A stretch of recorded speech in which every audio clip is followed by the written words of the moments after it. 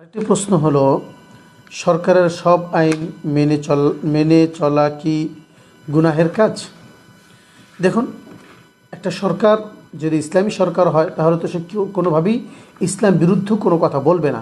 কিন্তু আমাদের যে বাংলাদেশে যে সরকার রয়েছে বা বর্তমান বিশ্বে যে বিভিন্ন জায়গায় সরকার রয়েছে, বেশিরভাগই ইসলামিক সরকার বা ইসলামী সরকার নয়।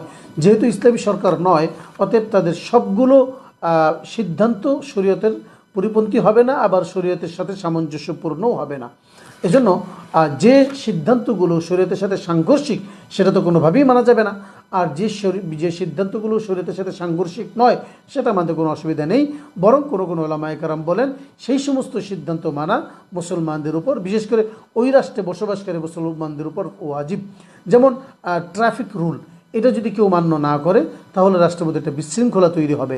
রাষ্ট্রীয় কর আইন রয়েছে, এই কর আইন যদি কেউ না মানে তাহলে রাষ্ট্রের মধ্যে বিশৃঙ্খলা তৈরি হবে। এ সমস্ত সিদ্ধান্ত মানা জরুরি, অপরিহার্য। কিন্তু যেটা ইসলামের সাথে সংঘর্ষ রাখে, যেমন মুসলিম শরীফের 4659 নম্বর হাদিসের মধ্যে ইসলাম বলছেন, লা তাআতা ফি মাসিয়াতিল্লাহ। আর এক হাদিস আছে, লা তাআতা লিমাখলুকিন ফি মাসিয়াতিল খালিক। অর্থাৎ কোনো বান্দার অনুসরণ করা যাবে না আল্লাহর নাফরমানির মধ্যে।